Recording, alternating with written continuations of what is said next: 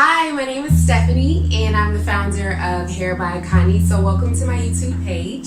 So before we get started, I want you to like, subscribe, and I want you to share at the end of this video. We're also on Instagram and you can go to our website at www.hairbyakoni.com. So like I said, I'm the founder and let's get into it. So a lot of people have questions for me about doing business in China, buying and selling hair in China, and just living here. So I definitely wanted to talk about the hair industry and more about my business. So here we go.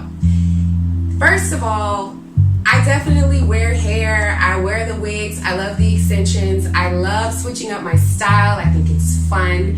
I think it's awesome. And due to the environment, there's lots of pollution here and clean water issues. It's very important for me to take care of my health as much as possible. So as soon as I got off the plane and started coughing, I was like, where my mask at? Okay, I needed to get a mask, special filtered mask. And then after a while, just washing my body and my hair in just the regular water with no filter, I saw a lot of shedding and breakage and roughness and dryness. So I quickly got a filter that changed my life. And also I started wearing wigs to definitely protect my hair from the smog and the pollution and the humidity. Here where I live, it's very hot, very humid, and then there's occasionally pollution that I needed to shield myself from. So naturally, I just got into this business because I was like, hey, I'm definitely supporting it, and it just became fun to learn about the different hair, learn about different companies, and just wear it. So I always get questions about the names of hair. Where is it coming from? Is it really coming from Malaysia? Is it really Brazilian hair? So I get questions about the labels 6A, 7A, 8A. What is all of that about? Well, I want to let you know that 90% of hair weaves and extensions are coming from China. So that leaves 10%. And a large amount of 10% is coming from India, but you also have other hair exporter countries like Korea, Vietnam, Cambodia, Myanmar, aka Burma, for right now. So a small percentage is coming from these other companies, yet so many companies will advertise their different hair bundles and wigs as Brazilian this, maybe not Vietnamese, but Malaysian this, and Cambodian this. Never Chinese hair, even though 90% is coming from here. So that's for two reasons. One is because it's for marketing purposes. Business, you have to market, and a certain client is going to be attracted to something that comes from Brazil versus coming from India, and vice versa. And also, it definitely helps to distinguish between the type of hair that you have. Some hair is naturally wavy, some hair is naturally straight, some is naturally curly, and some of it goes through a process to become kinky curly, some of it goes through a process to become curled. So it's just easier to designate the names, the types of hair by the names of hair. So the question that you should really ask is, what are the characteristics of the hair? What can this hair do? So for instance, if you have hair that can dye all the way to a 613 blonde, that hair is going to be of higher quality per se and of a price difference than hair that cannot be dyed all the way to 613 blonde. Maybe it can be dyed to a 27 blonde, or maybe your 27 from some vendors are a little bit more golden or a little bit more brown than others. that's all about the quality of the hair. So the ability of it to dye to a light color is going to affect the price. And also, you have certain type of characteristics as far as how many donors donated to this single wig or this single bundle. If you have hair coming from a single donor, aka one donor, that means that someone grew their hair to a long ponytail and chopped it. Now you have this 40-inch bundle that can be chopped into other sizes or just used straight. And so if it's coming from one head, then that means that all the cuticles are going to lay in a certain direction, and it's going to look more natural. It's going to look like it came from one person because it did come from one person, as opposed to multiple donor wigs and bundles, which, as the name says, it was collected from multiple donors and put together to make the bundle or the wig. And so now, since technology is growing every day, especially in the hair industry, there are machine Remy wigs, Remy machines that will delay the hair in a certain direction to make it seem as though it came from a single donor. So that can also allow the factories to charge more. So these are the questions that a lot of people don't ask because they don't know to ask. So instead of where is this hair from, you should ask, what can this hair do, or what can it do for me? And there's a reason why 90% of the hair is coming from China.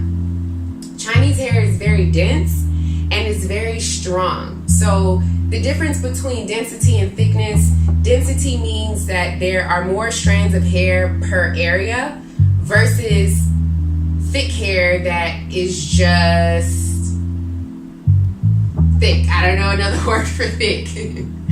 But that's the difference between dense and strong. So there are lots of strands coming from a Chinese person's hair versus coming from Indian hair. Indian hair is not as dense, and when it comes to coloring hair, honestly, Chinese hair is definitely stronger against the hair drying out and the hair shedding. Yes, it will dry out and it will shed because color is a chemical, dyes are chemicals, so once you apply that to the hair, it's going to break down the hair, but it's not going to break down as fast on Chinese hair than Indian hair. So if you really are interested in the different types of hair, you should definitely Google it, look it up, and ask these questions. And then your factory knows that they're not just dealing with an average hair seller. That's the tip number one. Okay, so next thing, 6A, 7A, 8A, 9A, what's the difference? So there is no industry standard when it comes to these levels of hair. So generally, every company just has 3 standards: your low, your middle, and your high. And then they just put their numbers accordingly. So if company A started at 6, then their low is 6, their middle is 7, and then their high is 8. Some start at 7, 7, 8, 9, 9, 10, 11. I've even seen 12. And then from there, it can go into A, double A, triple A. So this is mostly just to help differentiate between the levels of hair. And again, you can just ask, what's your mid-level hair? What's your high-level hair? What's your low-level hair? It doesn't necessarily mean that it's bad or that it's great. I have visited so many factories. I have talked to so many vendors. And just in my journey alone, personally and business-wise, I've bought bad hair that someone said was oh so good and supposed to do X, Y, and Z that it was trash. I threw it away. As soon as you put water on it, it tangles, and that's a part of the reason why I got into this business, so I could help diffuse all of that. All of the hair that I sell, all of the hair that I advertise is of superior quality. I've ordered from Alibaba, AliExpress before in America, and I've gotten basically bad hair, and then, I couldn't get my money back. It's like, am I going to ship this all the way back to China to, exchange it, that's more money that I can just put into buying a whole nother wig for a whole nother look that's gonna last longer. So these factors play into the factory's mindset when they know that you're all the way across the ocean and you may not come here. I've even got duped here, okay, and I'm living here. So that's just a testament that you really have to know what it is that you're buying. And it's always good to have a trusted source, somebody that is experienced, somebody that knows the hair, not somebody that's just selling it, because I've met so many people like that. And when I go into these factories and I'm asking them about the characteristics of the hair, and I'm letting them know that this is how I do it. When I get my wigs custom made, they're not looking at me as a regular customer. Something goes off and they're like, okay, she knows what she's talking about, so we better deal with her correctly. So that's a little bit about hair differentiation. So we do retail hair, but we also wholesale hair as well. I know a lot of people who have contacted me are business owners, and they want to get started with their hair, or they want to find just a trusted source of someone who they know is here on the grounds, able to communicate with their factory, and or just give them hair that they know that they can trust, hair that they know will do what they want it to do. So again, that's where I come in. And if you have any information about wholesale prices, definitely contact me at email address info@hairbyakoni.com. So that's it for now. Definitely subscribe, definitely like, share. Thank you if you've already done that. Again, we're on Facebook, we're on Instagram, we're on Pinterest. Just search Hair by Akoni. We're on Twitter. Hit us up. We're definitely here. We're a transparent company, and we are going to have more videos, more tutorials, more how-tos, and just info sessionals that people want to know. So we love art around here, so you might see different artworks in the videos. If you have any questions about that, you can also hit me up. The link is in the bio, and this is from 7wallarts.com. This is my thinking gorilla. She's plotting on her next plan. So I definitely thought that was cool and inspiring. So that's all for me for now. So if you have any questions, definitely hit me up on social media. Bye-bye.